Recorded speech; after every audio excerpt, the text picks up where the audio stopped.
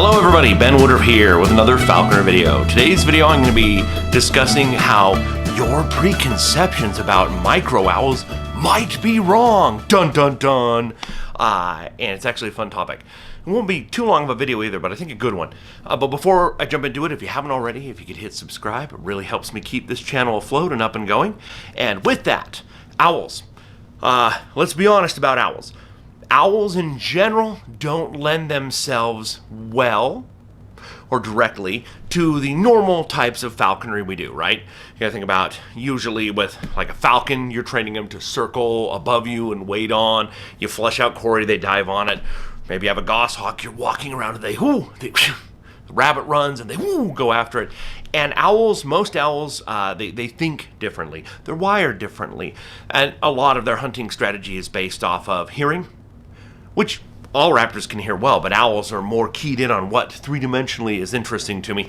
And also, most owls are primarily nocturnal, which, again, there's a whole different thought process that goes on if you're a nocturnal hunter. It's like, I could sit here and just wait for something to walk by. I can see in the dark, and I can silently pounce on it. So I get that. I understand that, first and foremost. I also understand that, in general, from a lot of governments, like in my country in the United States, where we have very strict laws governing falconry, and as well as falconers themselves, there's a concern about owls. They look so cute. Many of them look like cartoon characters, and as such, there's a worry of people having them just kind of as a pet. And in fact, I know in other countries where there are little or no laws that is a complaint of serious, practicing falconers. They're like, oh, they got this bird and they're just keeping it as like a boop, boop, boop, boop, kind of a pet. So I get that, especially when it comes to small owls. But let me tell you the real reason why this video in particular, why I kind of wanted to make it. A few years ago in the United States, our laws got revamped. And the federal government kind of said, hey, look, here's the laws. States, you got to follow them. You can make a stricter version, but you got to follow these. And they really gave the potential for just about any species.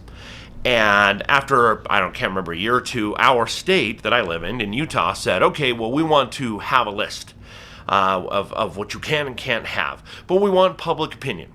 So yeah, falconers, you can, write in or whatever, tell us your thoughts on what species you think you should or shouldn't be able to have, both captive bred and from the wild. But they also, they had a meeting and they specifically invited a very prominent bird banding group as well as several bird watching groups in for a separate meeting without us and said, hey, we want your input as well. It's good to have inclusivity. It's good to have lots of information coming in. This particular bird banding group I have volunteered for many times, and I'm a bird watcher myself. But I was privy to the notes of this meeting afterwards, and it was interesting because some of us falconers had submitted how, it's important to us to have the option to be able to work with and fly small owl species. Species like, in particular, the western screech owl, and the saw-whet owl, and the northern pygmy owl. So we had put that in, and in the meeting, these groups had openly mocked that and had laughed about it and had said, like, well, that's ridiculous. Clearly the falconers just want them as pets. It's our opinion that we think that's a stupid idea. I'm bringing that up because that is also something that many falconers kind of falsely think as well. And again, I think it comes back to the idea of people thinking like the world of Harry Potter, I want a cute little pet.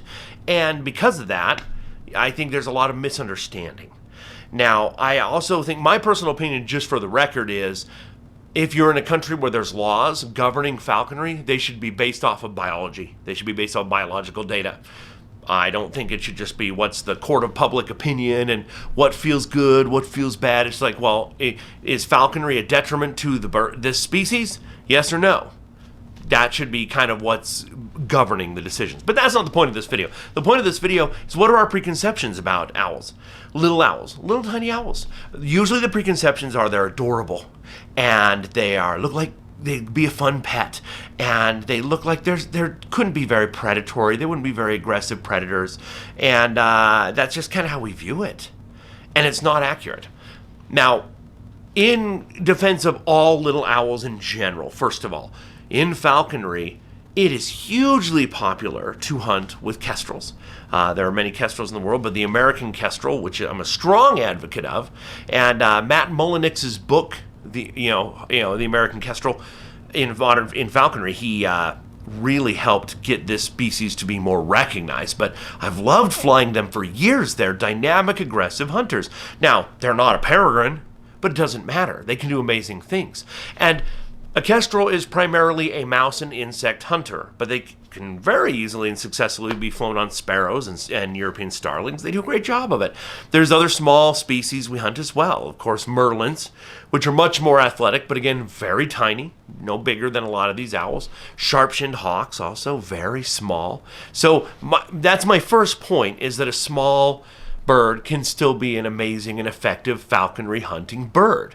But when it comes to owls, I especially want to point out the northern pygmy owl. I don't know why we're not all screaming from the rooftops that this should be the hallmark of, micro owl falconry. And I'll tell you why. Because two big reasons. They are primarily diurnal, coming out in the day, which means you're thinking more like a diurnal raptor, like, what do I see? Instead of I'll sit here, and when I hear something interesting, I'll fall out on it.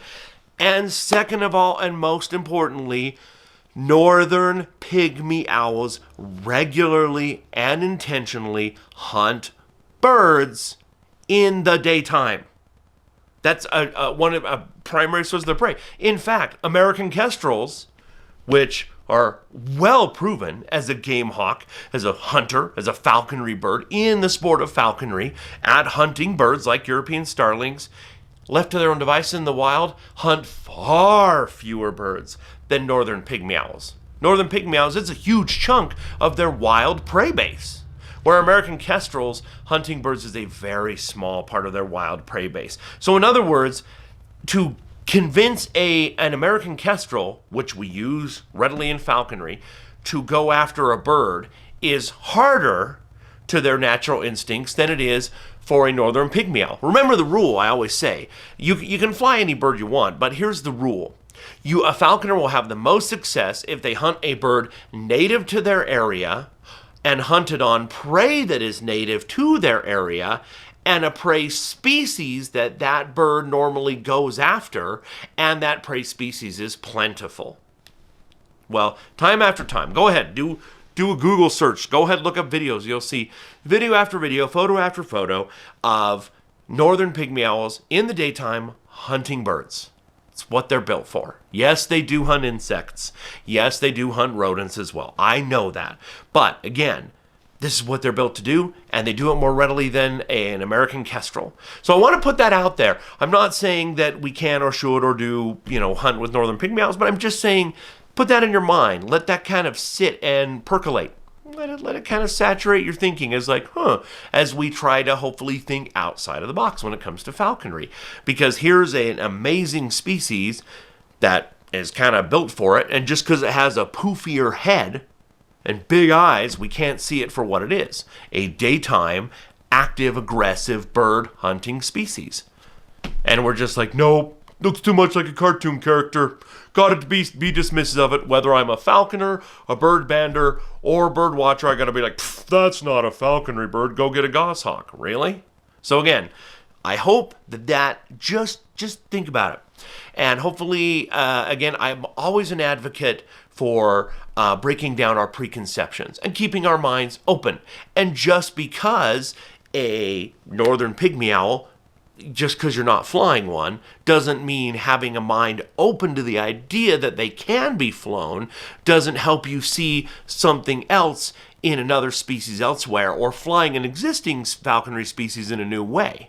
Okay? So open mind, open thinking, breaking down preconceptions, very good for the sport of falconry in keeping it alive and going and finding new ways to experience and enjoy this sport. So I hope that just that quick thought is something that you find useful. If you haven't already, please hit subscribe. Let me know your comments on what you think about northern pygmy owls and other micro owls being used in the sport of falconry, or what experiences you yourself have had doing so.